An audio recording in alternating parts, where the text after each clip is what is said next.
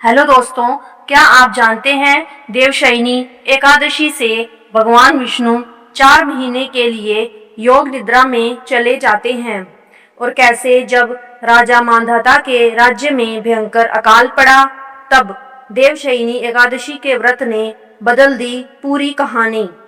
दोस्तों, मान्यता है कि इसी एकादशी से भगवान विष्णु क्षीर सागर में शयन करते हैं और 4 महीने बाद देवउठनी एकादशी के दिन जागते हैं। इन 4 महीनों को चातुर्मास कहा जाता है। अब मैं तुमसे एक पौराणिक कथा कहती हूँ, तुम मन लगाकर सुनो। सूर्यवंश में मांधाता नाम का एक चक्रवर्ती राजा हुआ है जो सत्यवादी और महान प्रतापी था। वह अपनी प्रजा का पुत्र की भांति पालन किया करता था। उसकी सारी प्रजा धन धान्य से भरपूर और सुखी थी। उसके राज्य में कभी अकाल नहीं पड़ता था। एक समय उस राजा के राज्य में 3 वर्ष तक वर्षा नहीं हुई और अकाल पड़ गया। प्रजा अन्न की कमी के कारण अत्यंत दुखी हो गई। अन्न के न होने से राज्य में यज्ञादि भी बंद हो गए। एक दिन प्रजा राजा के पास जाकर कहने लगी कि हे राजा, सारी प्रजा त्राही त्राही पुकार रही है क्योंकि समस्त विश्व की सृष्टि का कारण वर्षा है।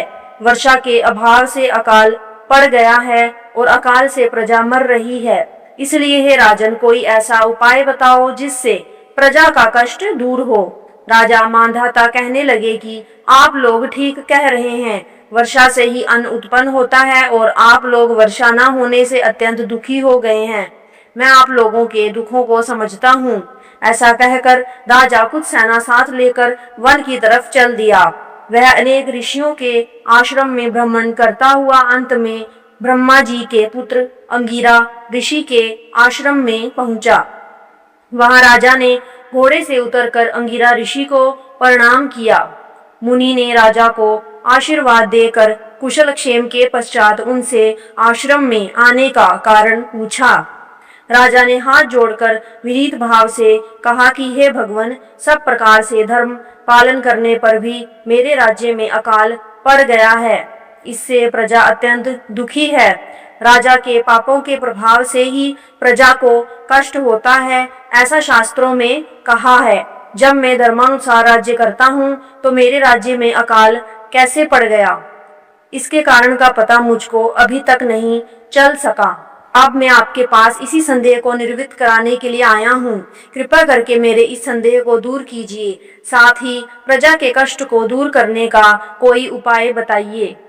इतनी बात सुनकर ऋषि कहने लगे कि हे राजन, यह सतयुग सब युगों में उत्तम है।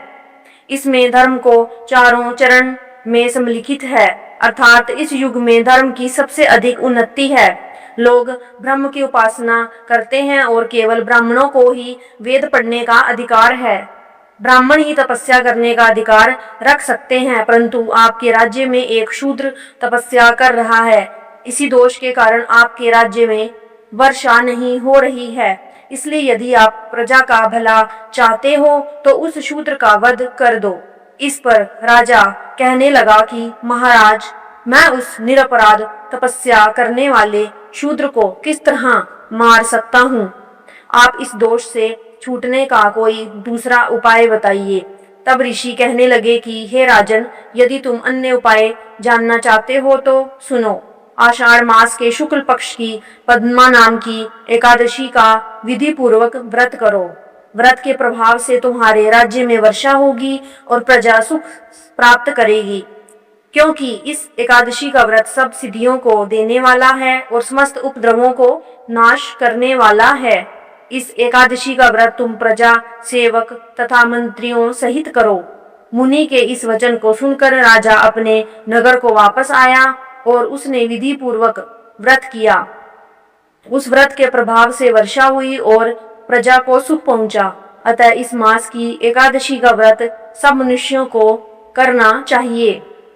यह व्रत इस लोक में भोग और परलोक में मुक्ति को देने वाला है। इस कथा को पढ़ने और सुनने से मनुष्य के समस्त पाप नाश को प्राप्त हो जाते हैं। अगर आपको देवशयनी एकादशी की यह व्रत कथा पसंद आई हो तो वीडियो को लाइक करें और ऐसे ही धार्मिक कथाओं के लिए चैनल को सब्सक्राइब जरूर करें। जय श्री हरि, जय श्री विष्णु।